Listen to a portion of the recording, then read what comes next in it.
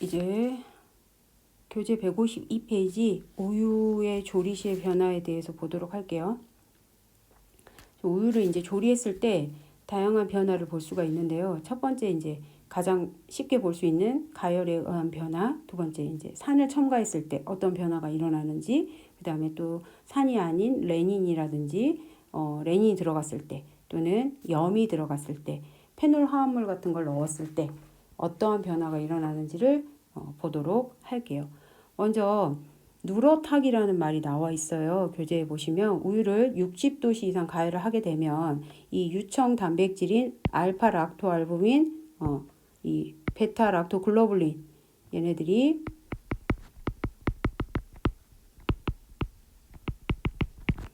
이제 응고물을 형성해서 침전을 하게 되죠.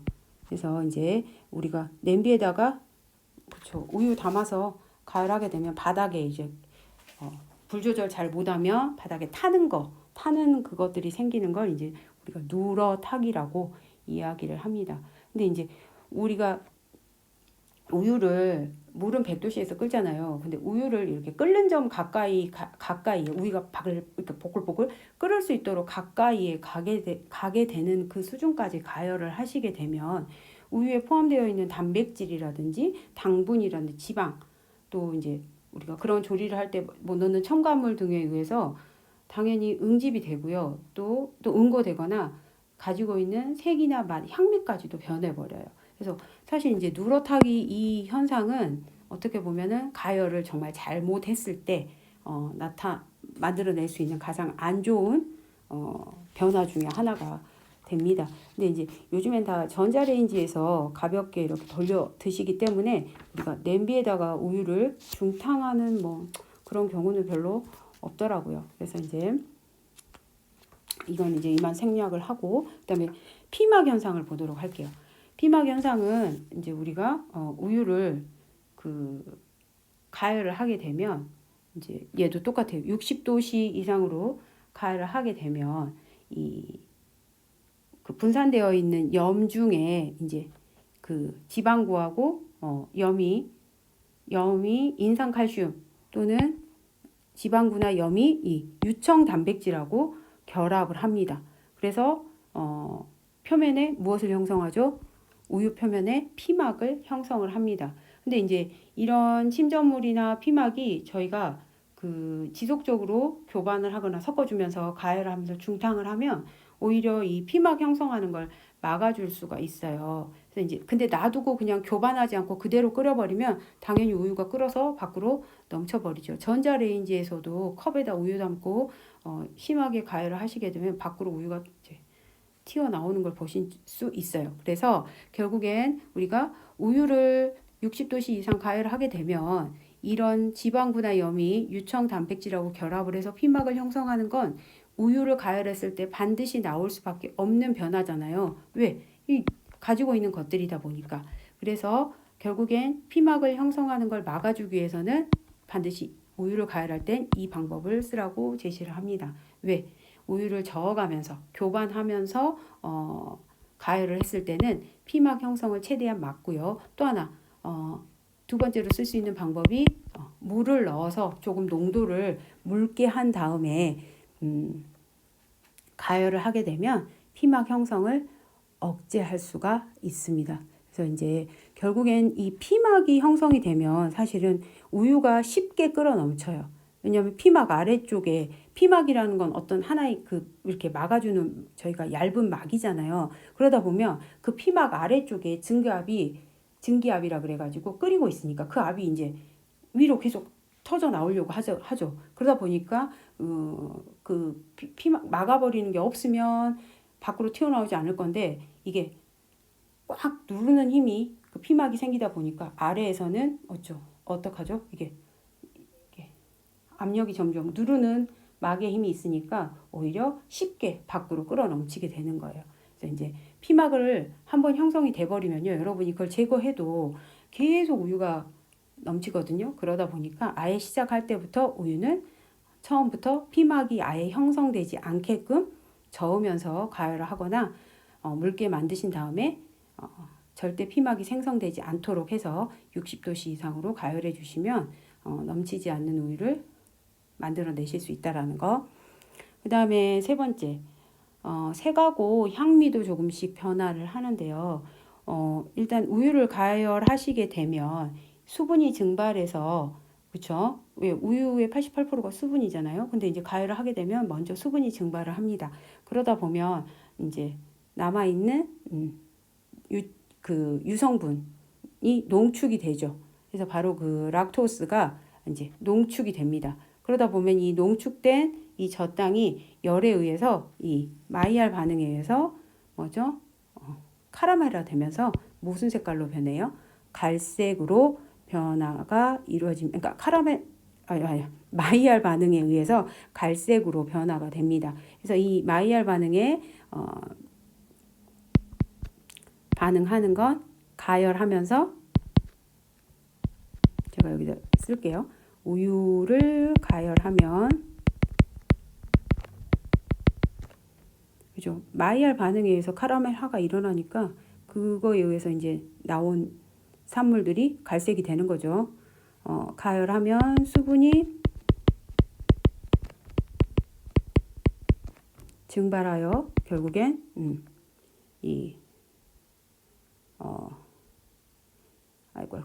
수분이 증발하면서 유성분이 농축된다 그랬죠. 그래서 이 농축된 유성분이 마이알 반응에 의해서 갈색으로 변하게 됐습니다. 그래서 이제 우유를 저희가 계속 가열하면 결국엔 남은 갈색 생성물을 보게 되는 거죠. 근데 이제 그런데 이 반응은 사실은 좀 더 우리가 빠르게 일어나게 만들려면 이 반응으로 만드는 제품이 있어요. 뭐냐면 갈색으로 변하는 이 변화를 이용한, 오히려 또 우리가 만약에 좋아한다라기보다는 또 우리가 먹는 음식에 들어가는 것들이 있어요. 뭐냐면 가당연유. 가당연유 제조 시에 이 반응을 이용해서 가당연유를 만들어요. 그러니까 결국엔 단맛인데 농축된 맛, 그리고 색깔도 변하죠. 그래서 우유인데 설탕을 가해서 계속 끓이면 가당연유가 만들어지는데, 이제 여름 돌아오잖아요. 그 팥빙수 같은 거 위에 끼얹어서 먹는 이게 이제 가당연유인데, 지금은 믹스나 이런 게 굉장히 이제 유통화 돼가지고 커피도 다양하게 드시잖아요. 그런데 예전에 이렇게 맥심이나 테이스터스 초이스 이런 거 있을 가루 커피에 프림 2개, 뭐 설탕 2개 이렇게 넣어서 먹을 때가 있었어요. 프리믹스 나오기 전에. 그럴 때 이제 그 커피를 좀 진하게 타고 프림과 설탕 대신에 가당 연유를 넣으면 되게 고소하고 맛있더라고요. 왜냐하면 이 가당 연유가 설탕을 넣어서 우유를 이렇게 농축시킨 거다 보니까 안에 우유가 프림 역할을 하고 그 안에 단맛이 설탕 역할을 하는 거죠. 근데 이제 칼로리가 어마무시하더라고요. 그리고 의외로 설탕을 많이 먹게 되더라고요. 근데 그 특유의 단맛이 이렇게 약간 계속 그렇게 한두 번씩 먹으면 되게 맛있더라고요. 근데 이제 그땐 튜브에 있었던 가당 연유가 아니라, 아마 아시는 분도 있을 거예요. 조그마한 캔에 가당 연유가 있었어요. 한번 뜯으면 빨리 먹어야 되니까 되게 커피에 넣어 먹기 좀 불편한. 근데 지금은 마트에 가보시면 케찹통 같은데 이렇게 가당 연유가 우리가 사용하기 편하게 만들어져 있다 보니까 먹으려고 하면 또 먹어지겠더라고요. 그런데 이제 건강을 생각하는 나이가 되다 보니까 설탕을 최대한 억제하려고 하죠. 하여튼 그래서 이 우유를 가열했을 때 나오는 갈색으로의 변화를 이용한 우유 제품이 가당 연유라고 보시면 되겠어요. 그래서 가당 연유 만들 때 이 마이알 반응이 어마무시하게 일어난다는 거. 그 다음에 우유를 75도씨 이상 가열을 하시잖아요. 그러면 우유에서 냄새가 조금 납니다. 그걸 이제 저희가 익은 냄새라고 하는데요. 이 이유가 있어요. 이렇게 계속 가열을 하게 되면 침전된 유청 단백질하고 이 젖당이 비효소적 갈변 반응에 의해서 황화수소, 열변성, 그러니까 베타락토 글로불린 같은 경우는 자체가 열변성을 일으키면서 황화수소를 만들어내요. 이 황화수소에 의해서 우유에서 우리가 느끼지 못했던 그 향을 느끼는 거고요. 또 하나 그 젖당이 또 아까 비효소죠.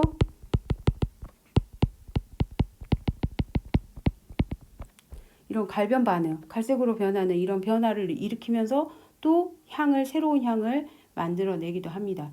근데 이제 그러면 이 익은 냄새라는 건 75도씨 이상 가열했을 때 우리가 느끼는 좀 다른 냄새잖아요. 근데 이제 기본적으로 우유를 가열했을 때 처음에 느끼는 기본적인 전형적인 냄새는 뭐냐면 이 락토글로빈이 있죠. 얘가 이제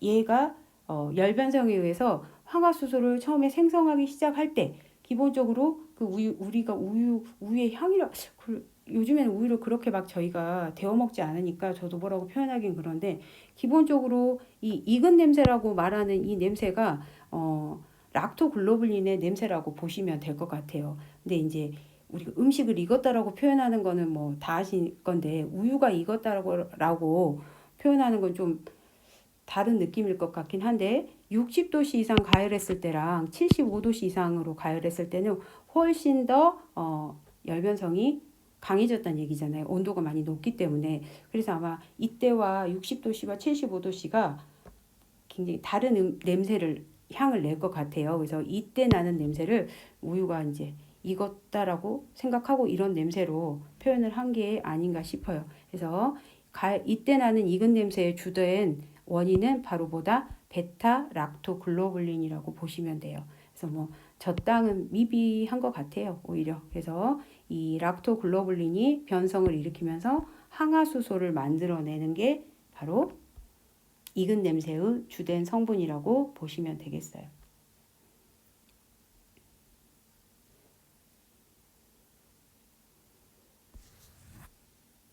두 번째로 이제 저희가 가열에 의한 변화를 봤다면 두 번째로 산을 첨가했을 때 어떤 변화를 일으키는지 볼 거예요. 우리가 우유 단백질 중에 카제인 있죠. 카제인은 아까 제가 콜로이드를 형성하고 있다 그랬잖아요. 근데 등전점이 pH 4.6이에요. 그러다 보니까 우유가 아까 제가 우유의 신선한 산도 몇이라고 그랬죠? 신선한 상태일 때 산도는 pH 6.6 정도 됩니다. 근데 이제 이게 4.6까지 떨어지게 되면 카제인 등전점이 pH 4.6이다 보니까 우유의 산도가 4.6까지 떨어져 버리면 당연히 응고가 시작되겠죠. 카제인이 침전하게 됩니다. 그래서 pH 6.6에서 pH 4.6까지 떨어지려면 산을 첨가해야겠죠. 더 강산성으로 된 거니까 산을 첨가하거나 또는 젖산 발효를 통해서 pH를 낮춰주는 거죠. 그렇게 해서 결국엔 pH 4.6까지 떨어뜨려주면 바로 이 카제인 등점점 pH 4.6에 도달을 하게 되면 응고 및 침전 현상이 일어난다라고 보겠습니다. 그렇죠. 그래서 우유에다가 우리가 산을 처리하거나 이런 산성식품 같은 경우를 첨가하면 덩어리가 지는 이 원리를 이용해서 우리가 치즈 제조에 이용을 합니다. 그래서 산응고 치즈는 뭐예요? 우유에다가 산을 넣어서 치즈를 만들어낸 거죠. 그래서 이제 이 원리 때문에 우리가 치즈 제조를 할 수 있는 거예요. 근데 산응고 치조에는 칼슘을 거의 함유하고 있지 않다라고 했어요. 이유가 뭐라 그랬어요? 산에 의해서 카제인이 응고될 때 대부분의 이제 칼슘은 어디로 가냐면 우유에 있는 칼슘이 이 응고시 대부분 유청에 가버려요.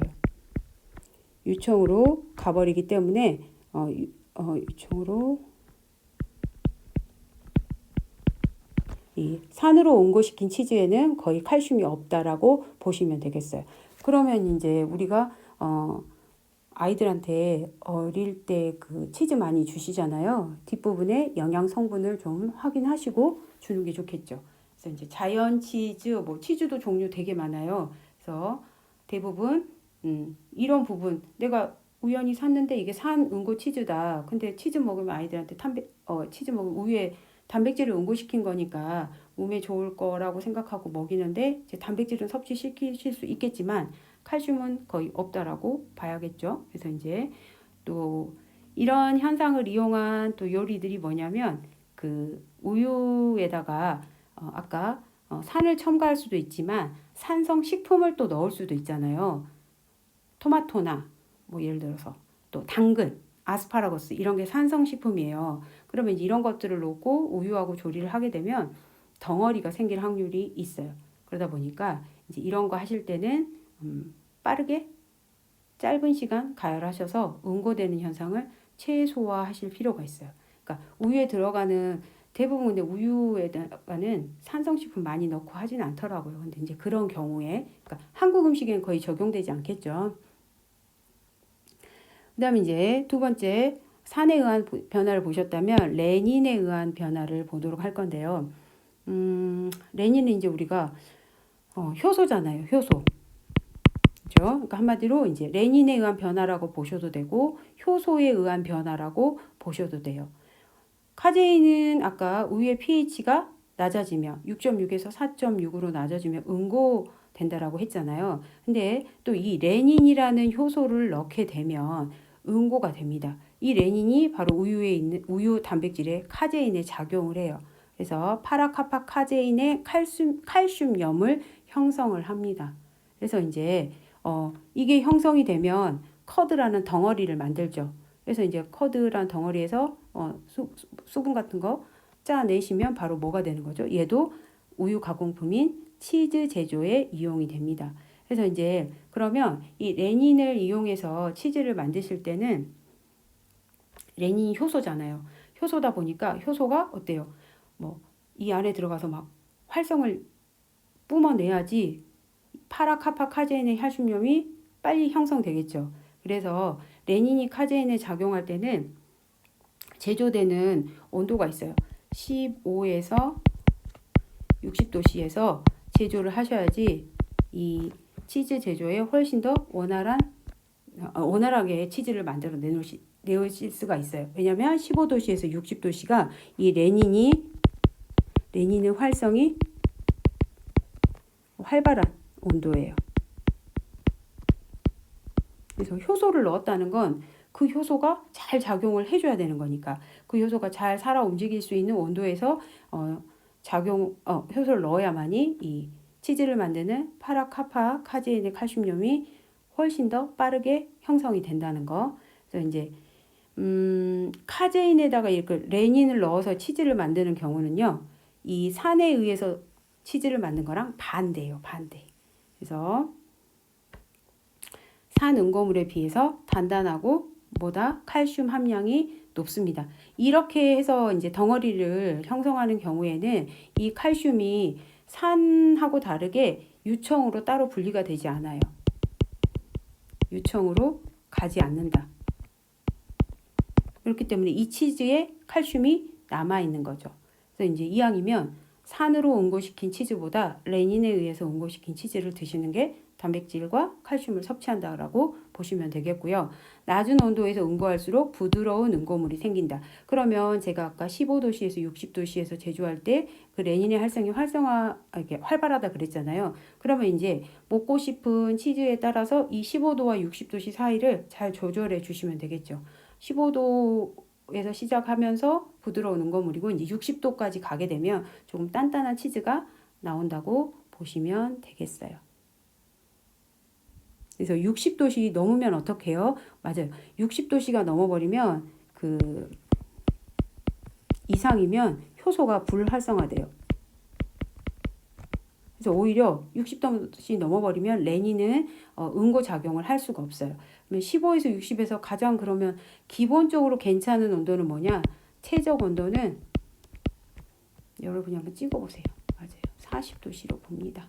그래서 기본적으로 40도씨에서 이제 최적으로 보고 응고물의 상태를 다양하게 원하면 15도씨에서 60도씨에서 이제 뭐 치즈 만드는 회사에서 알아서 하시겠죠. 우리 치즈 먹어보면 다 그 경도라 그래야 되나? 텍스처가 조금씩 다르잖아요. 뜯어먹는 치즈도 있고 뭐 큐브로 나오는 것도 있고 납작하게 나오는 것도 있고 하다 보니까 요즘에는 그 임실 치즈마을 같은 데 가면 치즈 만드는 체험하는 데 가면 아이들 데리고 가면 할 수 있거든요. 근데 어른들도 가면 재밌더라고요.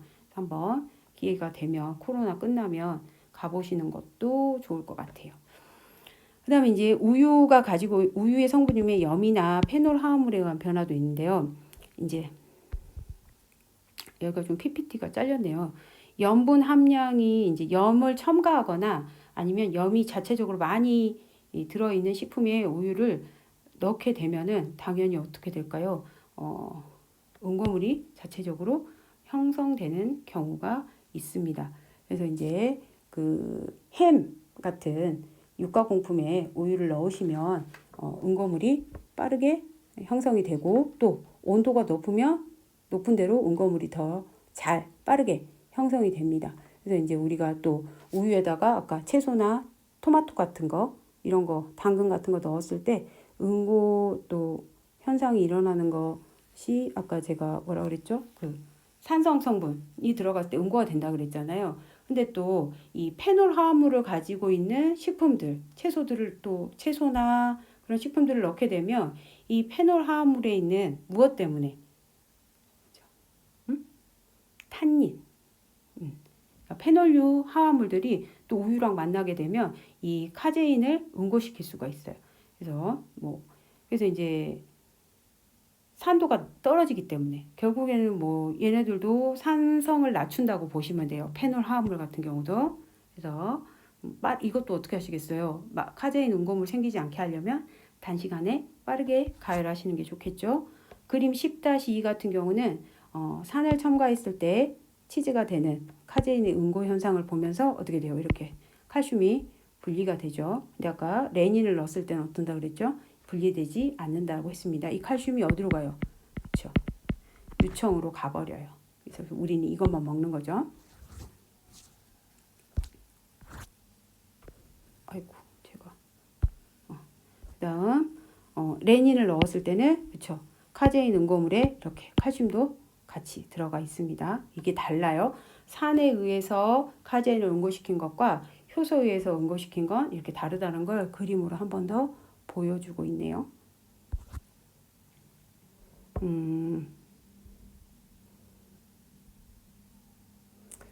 이거는 지금 PPT가 왜 이렇게 왔지? 지금 잠깐만요. 다음은 이제 우유 및 또는 우유 가공품의 종류에 대해서 보는 건데 이게 좀 PPT가 잘못됐나 봐요. 이 제목이 또 잘못됐네요. 네, 시작은 여기가 아니니까 이쪽으로 가도록 할게요. 우유 및 우유 가공품의 종류 이제 다양한 것들이 있긴 하는데 이제 기본적으로 저지방과 무지방, 농축유, 분유 또 뭐가 있습니까? 뭐 가공우유, 발효유 뭐 다양한 것들이 있는데 이제 어렵지 않은 부분이니까 설명만 제가 몇 가지 하고 끝내도록 할게요. 저지방 우유는 유지방 함량이 2% 이하인 거 다 아시죠? 그래서 이 안에는 무지 고용분이 8% 이상 들어 있어야 되고 무지방 우유는 다른 말로 저희가 탈지유, 아예 지방을 빼버렸기 때문에 그래서 이제 얘네들은 뭐 0.5 이하 거의 안 들어 있다라고 보시면 돼요. 근데 이제 그 마트에서 파시는 저지방 우유는 2%짜리도 있고 1%짜리도 있더라고요. 그리고 0%짜리는 이제 무지방으로 따로 팝니다. 그래서 이제 필요한 대로 사서 드시면 될 것 같고 그다음에 식물성 유지에는 유지나 검질 등을 뭐 첨가 유지도 있고 검질 등을 첨가한 그런 우유도 있습니다. 그 다음에 농축유는 무당연유와 가당연유가 있어요. 그래서 이제 수분을 증발시켜서 만드는 건 똑같은 원리인데 무당연유는 당을 넣지 않는 거. 그 다음에 그 가당연유는 여기다가 이제 당을 넣고 근데 당을 넣고 하실 때 그 일반 홀밀크나 아니면 무지방 우유에다가 당을 넣고 가열하셔서 부피를 최대한 3분의 1까지 농축시킨 거예요. 그게 바로 가당연유인데 여기 보시면 가당연유는 당을 42% 함유하고 있다 보니까 보존성이 좋다라고 했어요. 그렇죠? 이제 당이 들어있다 보니까 좀 오랜 기간 보관할 수가 있습니다. 이제 그래도 반드시 이런 것들은 우유 유제품이다 보니까 그 있죠, 여러분. 보존 유통기한 반드시 지켜주시는 게 좋아요. 그 다음에 분유는 수분 5% 이하의 분말이라고 했습니다. 그 말은 무슨 말이에요? 우유를 건조시켜서 수분을 5% 이하까지 떨어뜨린 거죠. 그래서 전지분유, 탈지분유, 조제분유, 특수분유 등 이런 것들이 있는데 우리가 아이들한테 사 먹는 조제분유는 카제인과 유청 단백질의 비율이 40에서 60 이 모유와 비슷하다라고 했어요. 근데 이제 사실은 우리가 일반적인 우유는 카제인과 유청이 80대 20이잖아요. 근데 조제분유 같은 경우는 모유와 비슷하게 만들려고 카제인하고 유청 단백 이거는 이제 기본적인 우유의 비율이고 모유는 40에서 60 정도 되는데 이걸 이제 조제분유는 최대한 모유처럼 만들려다 보니까 40하고 60으로 맞춰준 겁니다. 그래서 요즘에는 액상 조제분유도 있더라고요. 그래서 이렇게 딱 그 분유병에 넣어서 바로 먹기만 하면 여행 같은 거 다닐 때 되게 좋겠더라고요. 그다음에 알러지 있는 아이들을 위해서 저알러지 분유 또는 뭐 선천성 대사 이상이 있는 유아들을 위한 특수 분유. 그래서 굉장히 다양한 분유가 시판되고 있고 또 그런 초유 성분을 원해서 그런 성분들이 들어있는 또 뭐 특수 분유 같은 거. 이제 좀 단가가 비싸지겠죠? 뭐 사냥류 이런 것들.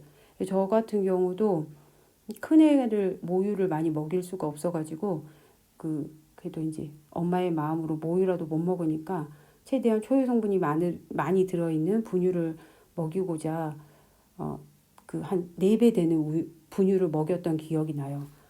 근데 그게 과연 효과가 있었을까? 그건 잘 모르겠어요. 어렸을 때 그런 어린이집 갔던 수첩을 보면 항상 병원에 가고 아팠더라고요. 그래서 지금은 다 커서 성인이 됐지만 항상 그 부분이 좀 아쉽더라고요. 근데 이제 모유를 먹였으면 더 건강했을까? 이런 좀 아쉬움이 있는데 요즘은 워낙 조제 분유들이 너무 잘 나오기 때문에 잘 골라서 아이한테 맞는 걸 먹이면 제가 느꼈던 그런 마음은 덜 느끼시지 않을까 싶습니다. 그다음에 이제 가공우유, 발효유, 뭐 크림 이런 것들이 있어요. 뭐 이제 발효와 가공유는 제가 패스하시고 크림을 좀 보도록 할게요. 156페이지인데 크림은 아시다시피 아까 탈지유를 만들고 우유에서 pH 4.6으로 맞추다 보면 탈지유와 지방으로 분류가 됐잖아요. 그때 분리된 그 지방층이 바로 크림이에요. 그래서 이때는 이제 최소 18%의 지방을 함유할 수 있다라고 합니다. 그래서 이제 유지방의 함량에 따라서 뭐 표 10-1에 보시면 하나, 둘, 5가지로 나눠집니다. 그래서 이제 우리는 그중에 뭐 휘핑크림 같은 거 보셨을 거고 커피크림 뭐 이런 거 보셨을 거예요. 휘핑크림도 라이트, 헤비 그래가지고 유지방의 함량이 조금씩 차이가 있습니다. 30에서 36% 가지고 있으면 휘핑크림이고 36% 이상 가지고 있으면 헤비한 휘핑크림으로 나누네요. 그래서 보편적으로 우리가 생각하는 그 생크림 같은 경우는 우유에서 분리한 크림으로 만든 거라 그랬어요. 그래서 동물성 크림이라고 얘기를 합니다. 그래서 이제 이거 생크림 사갖고 오셔서 교반해서 만드신 게 이제 휘핑크림 사와가지고 교반해서 생크림을 만들죠. 그래서 이제 그 생크림은 다 동물성 크림이다 보시면 돼요.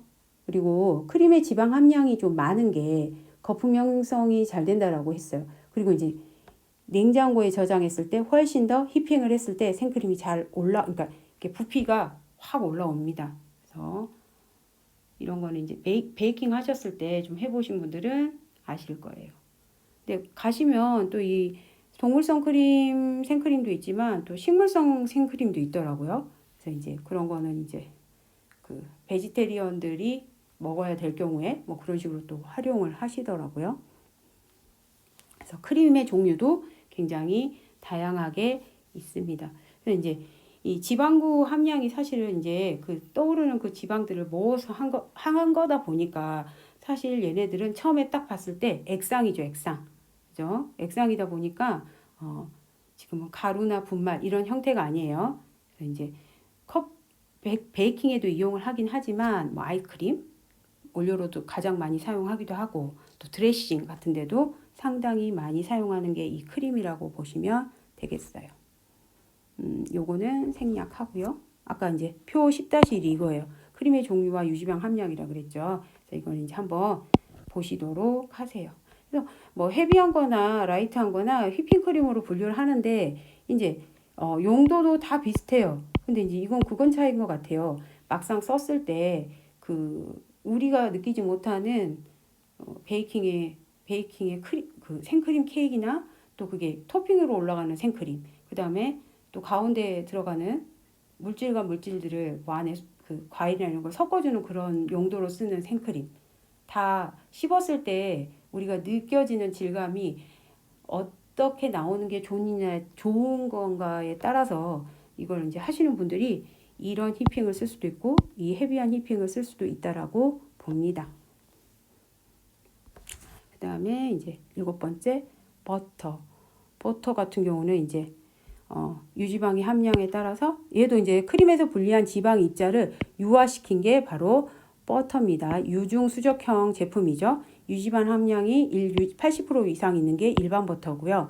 50% 이상 가지고 있는 게 가공 버터입니다. 그러면 어디서 알 수 있냐? 그거는 이쪽에 이렇게 아래 찾아보시면 마크가 다 되어 있기 때문에 여러분들이 충분히 확인하실 수 있고, 또 이런 버터들이 발효시킨 버터인가 천연 버터인가, 또는 또 소금을 넣었는가 소금을 넣지 않았는가, 이런 식으로 나눠집니다. 그래서 가염 버터 같은 경우는 이렇게 여행 가거나 우리 뭐 호텔 조식이나 이런 거 먹을 때 기본적으로 빵에 발라 먹는 버터는 가염이고요. 그 다음에 머핀이나 쿠키 만들 때 쓰시는 거는 우연 버터라고 보실 수가 있어요.